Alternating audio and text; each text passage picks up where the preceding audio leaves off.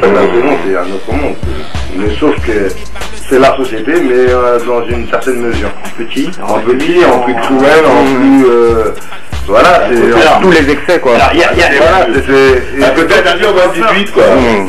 C'est-à-dire que quelque part, moi, en fait, le regard que j'ai eu là-dessus, je pouvais pas, c'était pas le même que quelqu'un qui rentrait comme ça pour avoir commis un délit, qui avait ses parents là, qui était au chômage ou qui était presque, j'étais pas une personne publique. Mais moi, qui arrive, je connais à peu près la plupart des gens du quartier. Peut-être deux ans avant, on était au CJD à Fleury en train de faire un concert. Donc je me retrouve avec mon public. Donc voilà, et après on prend le plus, on ne prend pas. Moi après je m'est arrivé de signer des autographes à des surveillants de prison.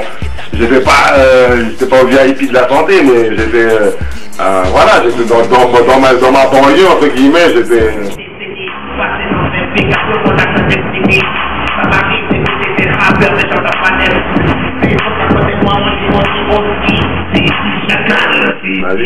Bon, enfin, moi, ce qui m'a choqué quand je suis rentré en prison, la première fois que je suis descendu de la promenade, c'est de voir autant d'immigrés.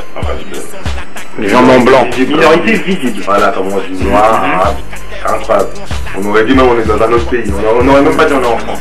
Après, il faut se poser la question. Moi, j'avais 20 ans aussi, j'étais là, je me dis alors, où nous, on est vraiment bon qu'à ça, ou bien, je sais pas, il y a une connivence entre, je sais pas, les autorités, ou je sais pas quoi. T'arrives à voir des sans-papiers dehors, donc on les arrête, on les expulse, centre de rétention, expulsion directe. En prison, ils ont des fiches de paye. On va où? C'est vraiment...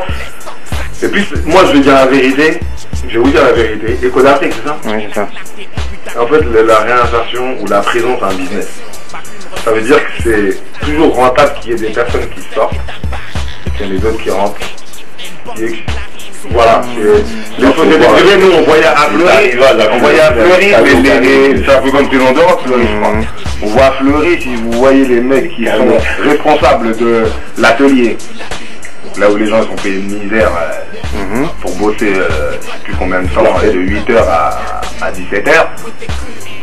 Tu vois le responsable du pain, de la machin, comment il roule, dans quelle voiture il roule, vous comprenez direct qu'il n'y a pas de problème, quoi, c'est un vrai business.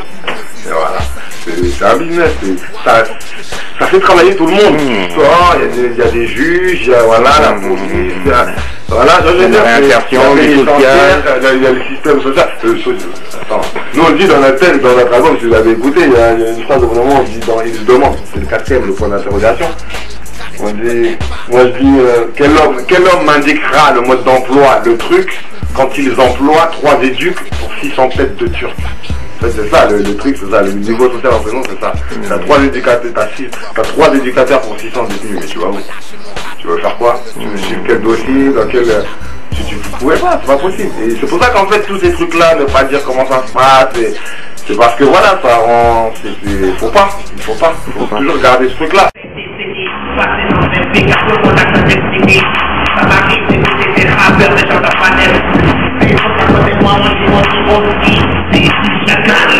Et puis maintenant, il y a 20 ans, les prisonniers, c'était les gens savaient, c'était tatoué là, c'était le braqueur, c'était le mec, c'est le gitan, tu vois, aujourd'hui, c'est l'avocat, c'est le flic, c'est le boulanger, c'est tout le monde qui va en prison.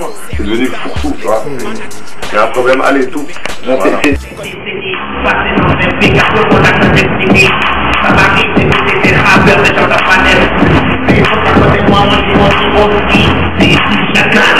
Même en France, je pense qu'on va de plus en plus, au moins pendant une bonne table, je pense qu'on va s'en rendre compte là aussi. Ça va vraiment appuyer parce que on en parle, moi ça fait combien d'années on parle de ça? Ça fait 10 ans on parle de rénover, de machin. Mais à la place, ça parle que de construire. Quelque part on sait où on va, hein. Y a pas de... Je pense qu'en fait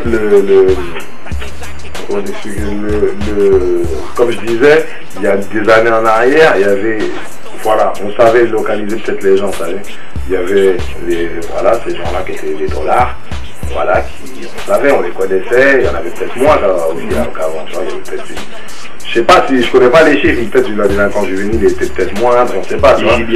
Mais maintenant, voilà. Mais maintenant, aujourd'hui, je pense que c'est pas oui, la jeunesse qui devient machin, de plus en plus machin. Non, c'est qu'aujourd'hui, vous avez permis à des mecs de rentrer en prison, peut-être trop jeunes, peut-être trop tôt. Et en fait, vous leur avez montré un chemin, et eux, dans ce chemin-là, ils sont enfoncés, et ils n'en tiennent qu'à eux de s'en sortir ou pas, et pire encore, ça se trouve, vous pouvez même rien faire.